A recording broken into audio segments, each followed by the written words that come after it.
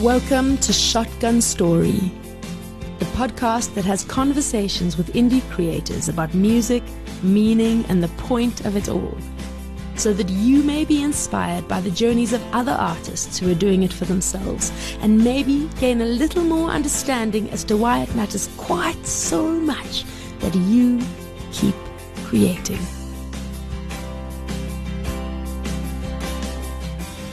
Jangle is a musician who makes dark folk with a West African bluesy influence. It's intimate, dreamy storytelling. On top of that, she's also an intrepid adventurer who's basically the bravest person I know. She's going to tell us all about it now, though. Hi, Anne. Hi. Oh, it's so lovely to see you. It's been so long, hey? And you are so full of stories. Yes. Of a life, like a proper life, that I'm looking forward to hearing. But I want to start at the beginning. Okay. Why music? What sparked your love of it? I guess it's because of the combination of being able to travel and being able to make money as I go. For me, I mean, I've always been a very big lover of music. So when I did meet music, I met music quite later on in life. I was only about, I think, 20 or 21 when I started with music. And yeah, it's just been such a blessing because it helped me to do a lot of healing and traveling. And as long as you have music, you'll always have food on the table and a roof over your head. That is the truth. And if you were to look at your career as a timeline, what 3 to 5 highlights would give perspective to listeners who aren't familiar with you or your music?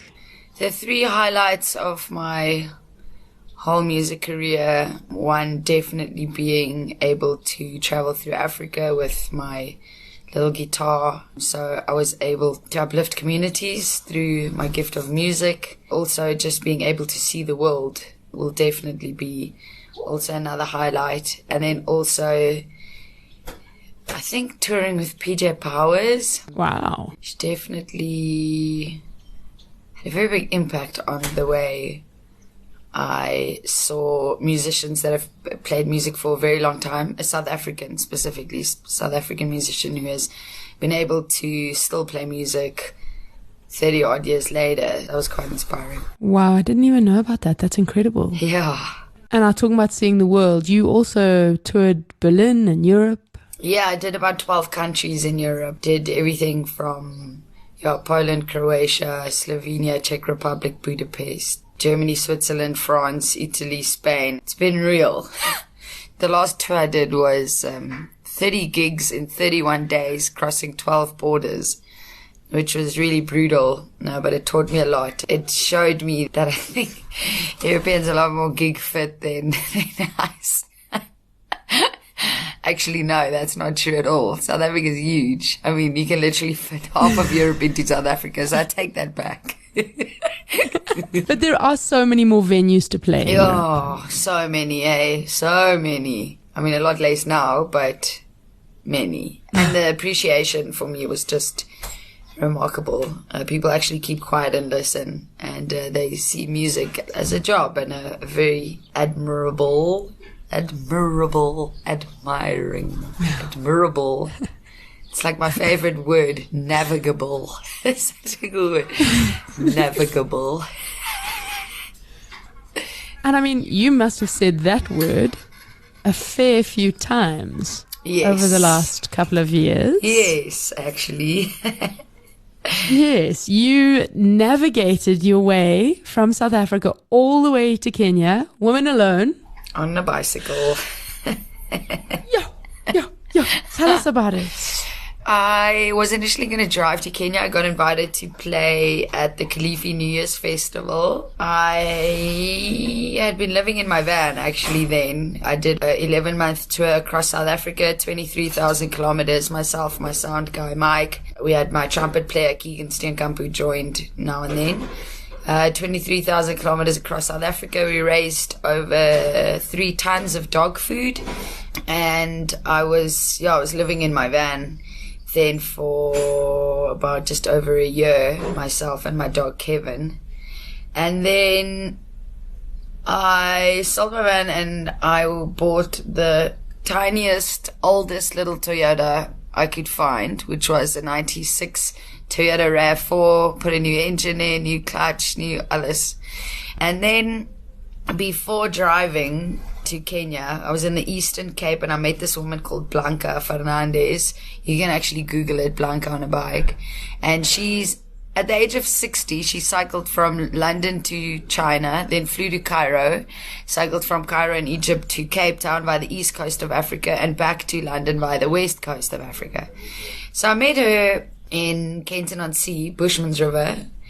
And I remember seeing this woman with the worst shoe tan I'd ever seen in my life from cycling in the sun for so many days. And she spent 2 years on the road on her bicycle. And I'd heard of some people doing crazy things, but never heard of a woman at the age of 62 cycling by herself. It's that far. I didn't know anything about bicycles. I think I cycled around Berlin, maybe around the block a few times when I went to some of the markets. And with me, I'm very stubborn and I'm very dedicated once I've decided to do something. So I looked at the bicycle and decided then and there, if she could do it, I can do it. So I decided I was going to cycle to Kenya. My main mission was still, even after doing the tour across South Africa with my sangha, my trumpet player was to raise awareness for endangered wildlife and uplift communities through music. For me, this was always the main goal. So I asked on Facebook if someone could please sponsor me a bicycle because I want to cycle to Kenya. And then after about 5 minutes, I was like, what are you doing? You sound like such an idiot. You want to cycle to Kenya and asking for a bicycle. You don't even have a bicycle. You sound like such an idiot. Just take it down. So I took it down. And then about 2 weeks later, I found in my inbox this message from a guy, Matthew de Jong in Centurion. And he said, are you serious about the cycling thing? We import bicycles. My whole family are vets. And we love animals, and we're also your biggest fans. We love your music. We would like to sponsor you a bicycle if you're keen to do this. So... Oh my gosh, I got goosebumps. I know, right? The universe, beautiful. So I phoned him up and I'm like, hey, yeah, I'm actually quite serious about this. So then at that stage, I was on my way to Mozambique to play Strab Festival and do a few more gigs along the way. And then he's like, cool, before you want to start your trek to Kenya, just come past Centurion. And I was like, oh, that's perfect because we're kind of on our way there. So got to Mozambique. I got a lift to Centurion after Mozambique. And then I met Matthew, got the bicycle. He taught me how to change a bicycle tire a week before I started my journey. And he showed me all these little tools and things. And I was like, what the hell is this? But I was like, okay, cool. I'll probably figure it out on the way. And then a week later, I got dropped at the Botswana border. And then that was my journey. I cycled Women Alone. It was called the African Dream Parade Tour. Also the name of my solo album. African Dream Parade, my first solo album, and it took me 7 months. Only got back after 8. I got a bit stuck in Kenya. I met some cool people and just ended up celebrating my journey a little longer than I anticipated. But yeah, it took me 7 months. Botswana. I went parallel to Namibia up the Trans-Kalahari Highway into Zimbabwe, and yeah, Zambia, Malawi, Tanzania. Took a ferry over to Zanzibar, back to Bagamoyo, and then up to Kenya. Wow, how many kilometers? It was about 5,000. Unbelievable. Yeah. Yeah, I miss it every single day. Oh, I'm sure. Gosh, hard to be home after something like that. It really is. I don't think I will ever be the same again. I don't think anyone that does something like that sees the world the same way again. Everywhere I go, I kind of feel a little bit trapped. Even though I have the most freeing life out of anyone I really know. But yeah, the kindness, the warm-hearted people, and the simplicity, and the fruit, and just the freedom. It's just, yeah. Wow. And also sleeping in a tent. I love sleeping outside. Oh, so wonderful. But my question is practical logistics. Okay. How did you carry your guitar? On your back? So I was also sponsored a little Martin Mini backpacker's guitar, the traveler's guitar, which I strapped onto my bicycle with bungee cord. Okay. Yeah. And how often did you play? Sometimes I would play every single day, but there were times when there was about 2 or 3 days in between where I didn't play. I would always find a little moment at night where I would just sit and look at the stars and just play my guitar. Yeah, and in terms of shows? I didn't really do a lot of shows except for 3 main shows, which was Zambia. It was on the Zambezi River, the mighty Zambezi River. We played on a sandbank in the middle of this river with crocodiles and hippos, and there was elephants walking around, and it was insane. It was called the Zambezi Shores Music Festival, and then obviously Kilifi Festival for New Year's in Kenya. And then I played in Zanzibar. I played a festival which was very unplanned, but I ended up playing with the late Fela Kuti, who invented Afrobeat music. Played with his keys player, because Fela Kuti obviously passed away in the 70s. But yeah, also a big pioneer of music. He was just brought his Nigerian Afro-fusion into some very, very amazing beats. So yeah, it was a great honor playing with him. Otherwise, what I did was every village, where at the end of the day where I stopped, I would go to a school and I would ask if I could play to the children at the school. And I would do a little talk about how your relationship with animals directly influenced your relationship with yourself. I had to dumb it down a lot because the kids are very young. Yeah, I met some beautiful kids and teachers who would end up just singing with me, and it was like big. And there's hundreds of kids at a time, and the teachers are like doing their crazy singing, and yeah, it was beautiful. I mean, sometimes I would freeze to death, but my little fingers would be forced to play. Especially, like, I remember Botswana and then Zambia. I mean, it was peak winter, and you don't think it can get that cold, but I mean, Trans-Kalahari, like, it's freezing. And I didn't even have the right sleeping bag, so my zip broke, and then I got really sick, and like, well, anyway, but I would play my little guitar to all the children, and sometimes I would just play it to people in villages who I sleep with, like in the huts, or in their little broken down houses. I slept in a cow pen once too. There weren't cows, thank God, but it was quite interesting. I played to the person whose cow pen it was. And then that's how we would trade also, like I'd get food, and it was really beautiful.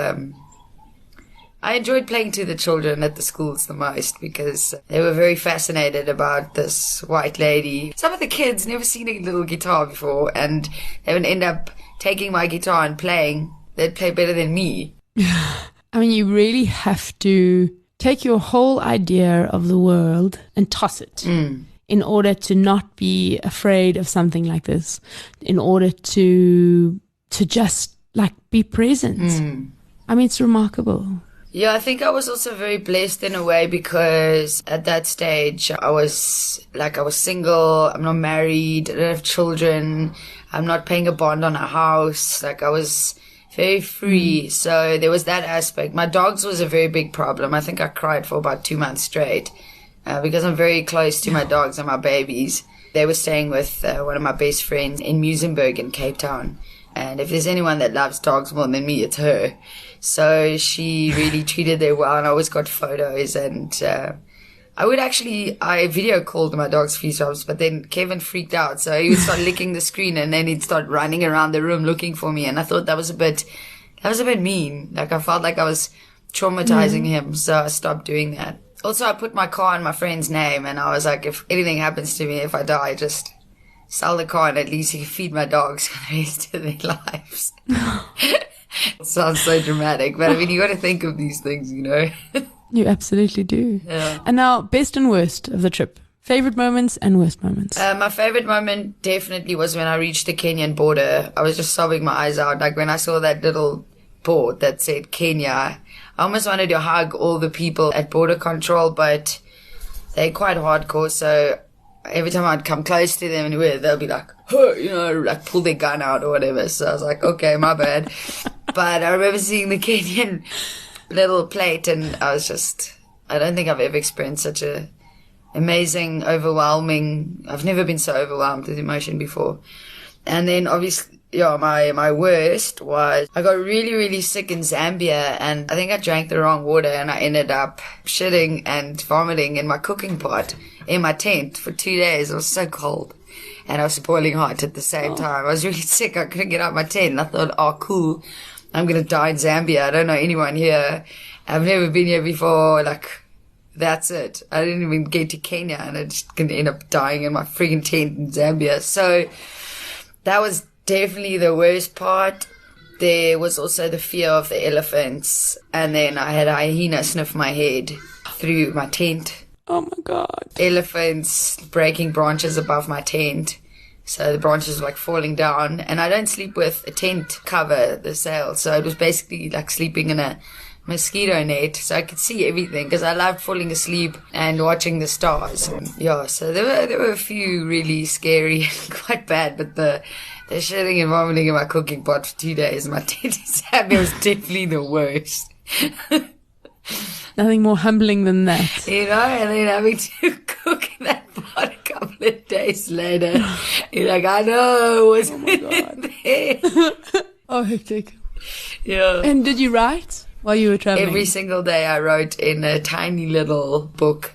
I got about 3 sentences in one line in this little book, in a little plastic cover at my mom's house in Cape Town. So every single night I wrote in there, except a few nights where you'd meet really cool people and they'd take you into the middle of nowhere and have a nice gathering in some wildlife area. So obviously then, you know, you have a couple of beers and you don't write. And are you going to turn that into songs or a book maybe? I am definitely thinking about writing a book, but there's still a lot of cool adventures coming up. So I'm still gathering more things to write about. And then I've got my documentary that's out called African Dream Parade, which is on YouTube, thanks to Just Music South Africa, who paid and organized everything for me. So yeah, the documentary is pretty cool. I still cry every time I watch it, the end part. So it's very interesting, and for anyone that wants some inspiration and some woman power, or you like any power, just inspiration, and should watch it. No, it's remarkable. I went and watched it last night. Yeah. Blown away. So let's veer off that a bit and talk about your songwriting process. How do you write? Do you have a formulaic way you go, or is it different every time? I find that I play with my guitar first, and then I come up with some cool riffs or a chord progression, and then the words just come out and they feel right. They feel like they fit the feeling of the chords. I find that is mostly how my songwriting process works. It's never the words first. It's always the guitar, the chords. Yeah, and then it brings up certain emotions, and then I put the words to it. Did you connect with any other musicians on the trip? Yeah, loads. In Zanzibar mostly, or from Tanzania. I connected with loads of musicians there. The musicians in Tanzania are just absolutely mind-blowing. Their style, their rhythms are different. The instruments, it's just old, ancient, traditional music that's been passed on generations and generations. Oh, flip, that actually just changed my almost my way of writing music, my style. It definitely had a very big influence on my style. But yeah, I connected with a lot of musicians from all around the world. Nigeria, Congo, Europe. There were some South Americans, Israelis. Yeah, like just everywhere. I found them all in Tanzania. Just blown away. I felt quite intimidated, to be honest, because the caliber of music was just, oh, wow. I mean, just wow. And did you collaborate, Matt? I did collaborate on stage. I had a lot of Fadile was from Kenya. He played guitar with me. I had an Israeli bass player who was on stage with me, and a drummer who's like from everywhere. I think the guy squats in every single country, but just incredible. At one stage in Zanzibar, at this festival, I eventually just put my guitar down and I was just singing, because these guys, they were just in the pocket. They were just like this solid groove section, and they were on fire, man. They just kept going, and I was like, okay, well, this guitar's putting this thing down on. I was just singing. It's so amazing. Yeah, I did a lot of collaborating. And then obviously playing with Dele Sosimi, who's the key player from the late Fela Kuti. When I was playing with him, I just remember at one stage, because I was his backup singer for some of the songs, some Fela Kuti songs actually. And at one stage, it was myself and this girl Ingrid from Scandinavia. She also plays this really weird, like a lap steel, but you play it like a piano, playing with a pick. Just weird things. I don't even know. I don't have words for it. It's just like everything was just so sensory overload. It was just so beautiful and entertaining. But anyway, we were the backup singers, and at one stage I just stopped singing. I was just staring at Dele playing the keys because he was so good. I mean, you can imagine playing keys for like 40 years with people from all around the world.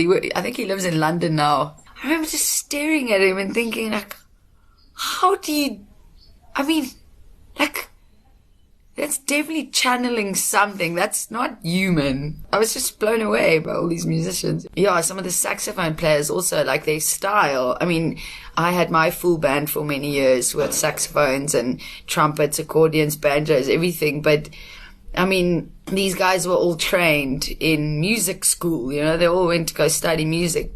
And then you meet people that play the same instruments over there, like throughout Africa, and it's just completely different. And it's so important, I feel, especially as musicians who live in any single country. I feel it's so important to go experience the people that play the same instrument you play, but in other countries from all around the world. It's really important. It just broadens your whole horizon. Amazing. What an incredible honor.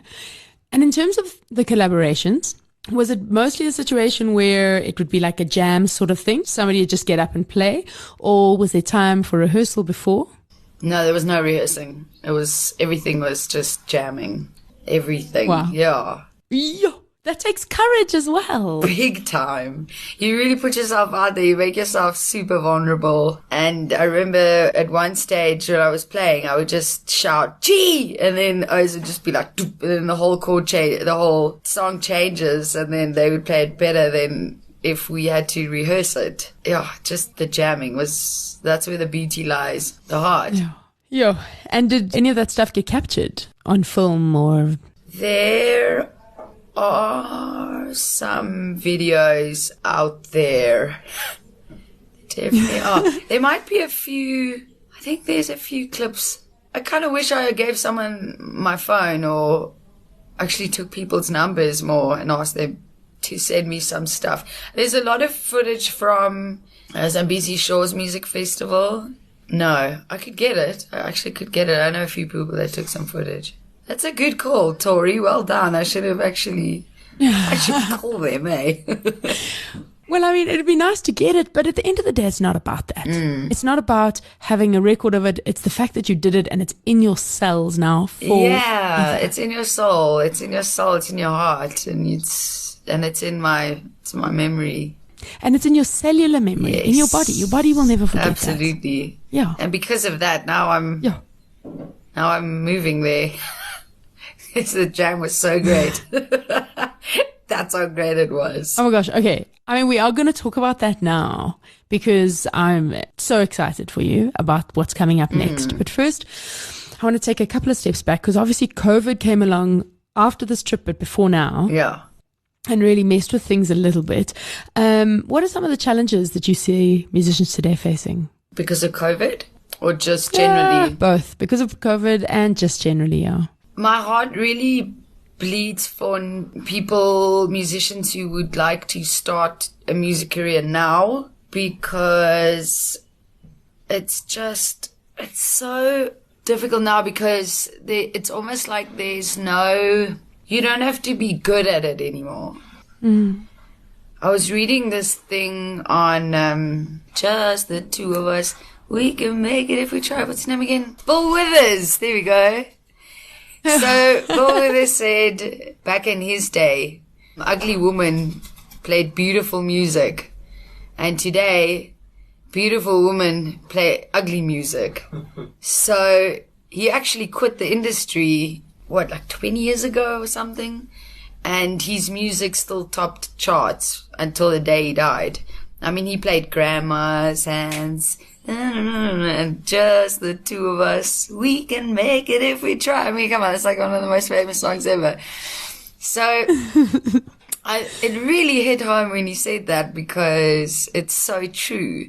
Today, there's so much pressure having to look a certain way. And, you know, this is now if you want to survive financially. And for me personally, I was approached by record labels and people who wanted to own me, change my image, you know, a little bit, and tell me what to sing. And that's when I tapped out. I was like, I want nothing to do with anything about this industry. I'm doing my own movement. I'm playing my music. I own 100% rights to all my music. And I will play where I want to play. If I want to play at a train station, on the streets, I'll do that. If I want to play, that's why I started Conscious Concerts, because I feel as a musician, if you want to financially survive, or just, I mean, now obviously with COVID, it's a lot different, but if you want to survive, you have to do your own thing. You have to be 100% individual. But I mean, I don't think there's many other industries on this planet that face so many challenges as the music industry, people in the music industry. It's really tough, eh? And you take a lot of knocks. Your ego gets absolutely smashed daily. One day you great, the next day you do something little and the world hates you, you know. So, yeah, I've taken a lot of knocks, and that's why I was like, that's it, I'm done. Everybody can go suck a bag of potatoes. I'm going to do my own thing. Talk about Conscious Concerts. So Conscious Concerts is a movement where I do a screening of my documentary. I do a talk on solo female travel and the fears of the music industry, and as a woman, how to dig out the courage to do anything, really, and then a music performance. And that is what I'm taking through Africa, purely because I want to collaborate more with other musicians. So I will find someone in the area whose music touches me in a way where I feel I can learn from them and then collaborate. Wonderful. And then they also get exposure like that. And you should totally do a TED Talk. I should, hey. Yeah, you should email them and do one. Okay. Put it on your to-do list. I'll put that on my to-do list. TED Talk, here we go. Okay, so you're obviously getting super creative about making a living. Obviously with the Conscious Concerts and this new tour that's coming up. We're going to talk about that now. But what else are you doing at the moment to make money? I mean, are you doing shows? Have you been able to do any? I get to do some shows now, yeah. And I'm just pretty much focusing on the next adventure. Yeah, at the moment, I feel like I've just taken a bit of a breather, slowed down a bit. I was doing quite hectic corporate events before cycling, and I just ended up absolutely hating it. But I made quite a lot of good money out of that, which sustained me for quite a while. But right now, it's a few odd gigs here and there. And it's okay. I'm learning to deal with that. Obviously, it's my ego is taking like a giant knock, but it's just something I have to deal with. I think everybody's just got to deal with that. And I think the universe is just telling us to just slow down and rethink things. Yeah, just come up with new ways to be creative, and also just getting in touch with ourselves a bit more. But yeah, I mean, there are some shows that come up that allow for accommodation and food and stay, and that's okay. You know, I'm a very simple person. I don't need much. It doesn't take much to be happy. So I'm okay with just having a roof over my head and just being able to play guitar to a few people and having some food, you know. It's really all I need. Yeah, this is it. What next? So, waiting for the bloody borders to open. And then going to Tanzania via Namibia. Got some shows around there. The money's pretty much everywhere there. Funnily enough, South Africa is the only country where things have just been completely shut down. But obviously, there's more people per couple of kilometers. I don't know. There's just more people. So I guess it makes sense for them to shut us down, events and things like that. Yeah. But if you look at Tanzania, Namibia, Zambia, the music scene is flourishing. Kenya, it's pumping. People are conscious of what's going on. People aren't stupid. They know that there's this thing that they have to be aware of, and there's washing of hands and things, but people are still making their money from playing shows and doing festivals and stuff. So that is next, moving to Tanzania. I want to get a lot more involved with the community. I want to help uplift the community with music, which is what I've been doing now for the last few years, and definitely staying connected with helping animals, raising awareness for endangered wildlife.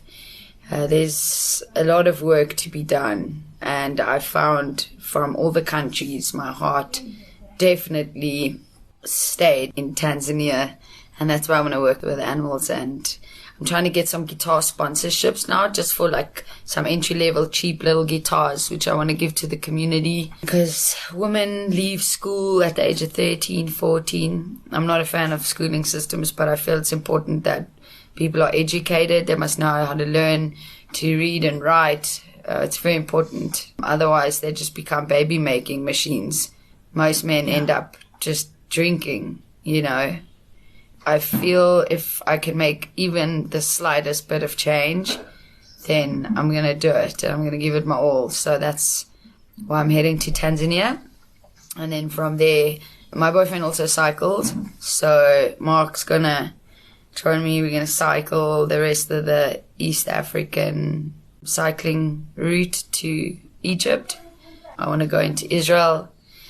And there are many more countries where we can connect with the people in a positive way on our bicycles. Wow. You are incredibly inspiring. Thanks.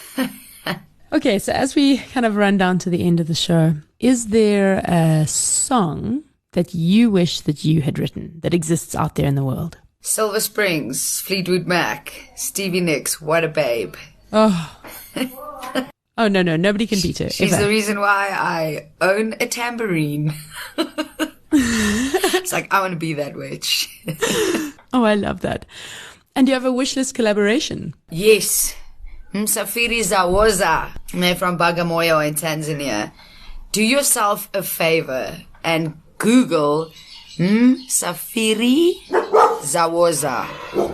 They are the most captivating, brilliant band I have ever experienced live.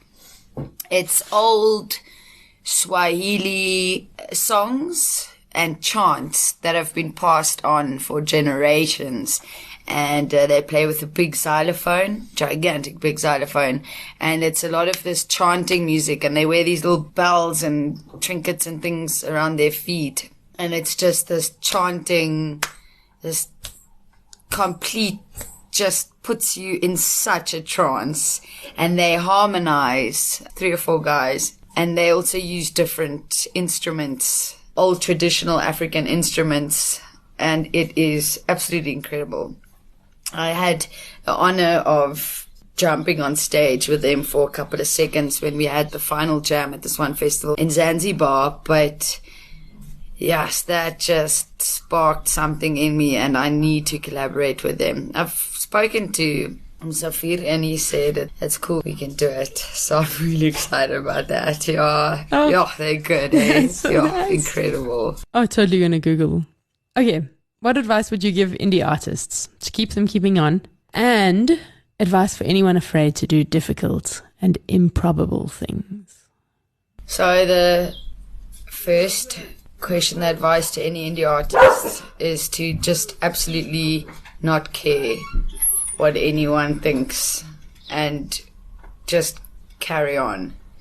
If you want to do it, do it. Just do it. Just keep doing it. Write your music, sing your songs, play your music, sing to whoever's out there who wants to listen and to those who don't want to listen.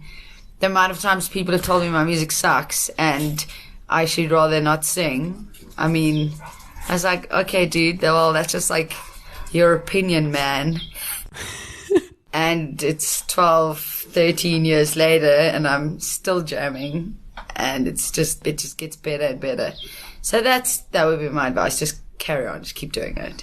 Don't care about what they think. Everybody's got their own opinions and people love to have opinions about everything. Screw their opinions.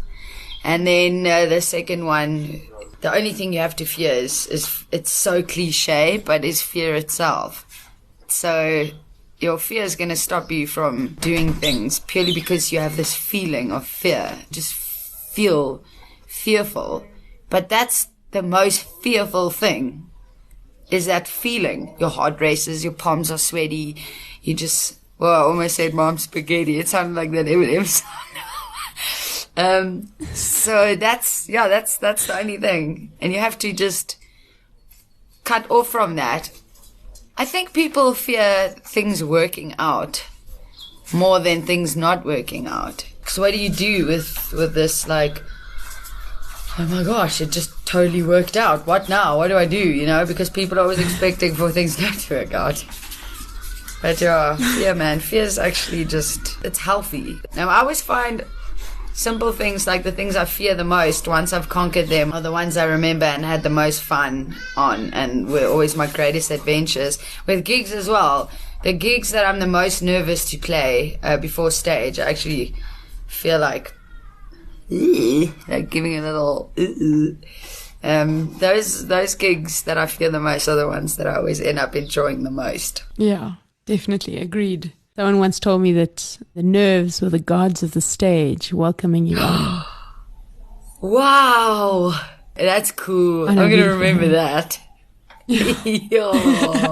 And so now, how can people get in touch with you or find out more about what you're up to? Or how can they support your next adventure? What are your social media links? So the most important one is my website, www.anjangle.com. There is a click to donate button. We are trying to raise $8,000, which is about 120,000 Rand, which in the broader spectrum of things is actually not a lot of money at all. This will cover vehicle and petrol and the guitars. I need to get a whole bunch of very small entry-level, small little guitars to hand out to the kids.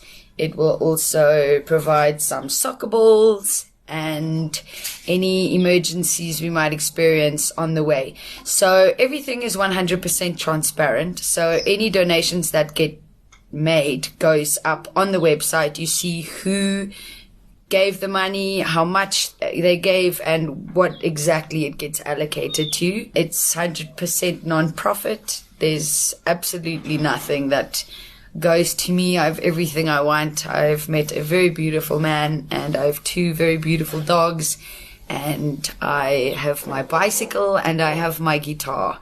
And that is all I need and want. And no thank you to any kind of houses, bonds and things and all this gooders. I literally own 1 bag of clothes for the last 3 years. Yes, so there's the click to donate. If any companies would like to get on board, there is a downloadable proposal.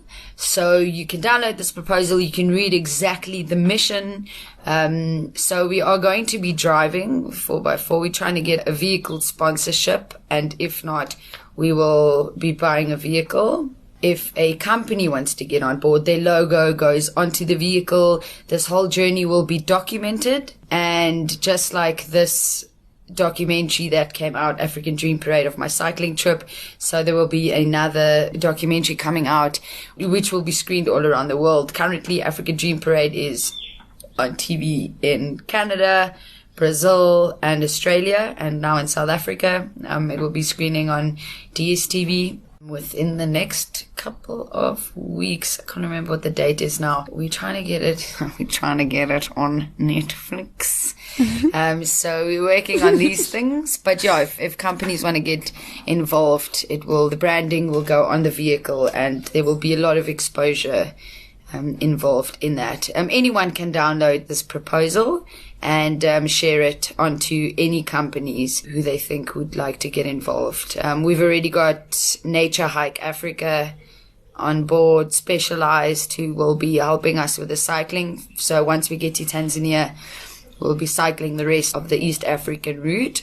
Yeah, Norco Bicycles, thank you to Matthew de Jong, and Just Music South Africa, helping with the documentary part of it and the getting the music out there part of it. And also just a word of advice to everybody, anyone that actually listens to music, which is everyone on the planet. Download music now. This is the time. Any artist you like, download music as much as you can. Support your local artist, please. Wonderful. I think you might be my new hero. Yay. Thank you so much for coming to chat. Thank you, Tori. It's so lovely to see you again. Good luck. We will be following every move. Thank you. Thank you. It means a lot. Every little bit of support helps a lot. It's always the words of encouragement that get you through the day, hey? People literally saved my life many, many, many, many days on my cycling adventure. So thank you. If you are an indie artist whose passion for what you do can inspire or fuel others, get in touch. I'd love to chat. You can find me on Instagram at ShotgunTory. You've been listening to another production from Solid Gold Podcasts. Across this land, me and my all two wheels, 7 whole months to push through the sand, push through the sand, push through the sand, 7 whole months to push through the sand, me and my all two wheels.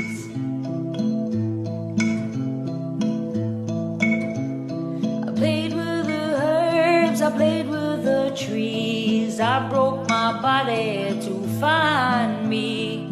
Played with the herbs, I played with the trees, I broke my body to find me.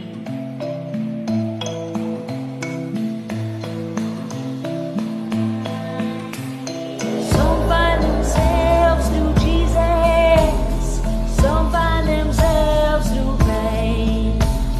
I found myself some happiness in a bottle of pink cocaine, a bottle of pink cocaine.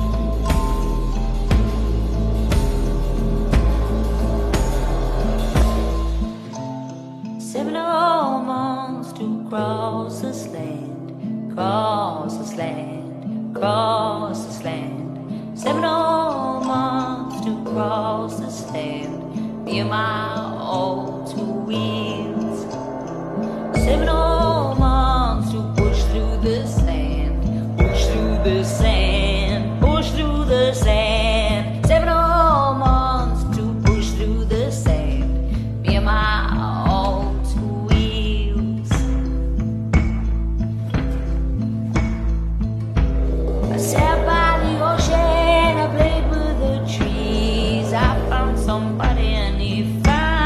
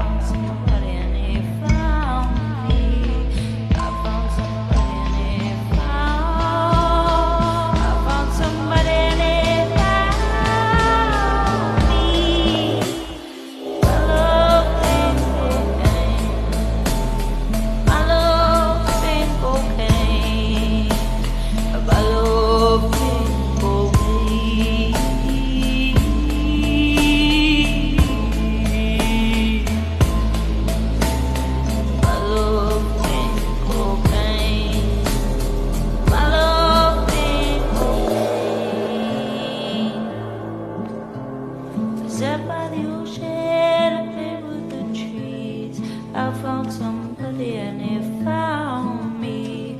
I sat by the ocean, I played with the trees. I found somebody and he found me.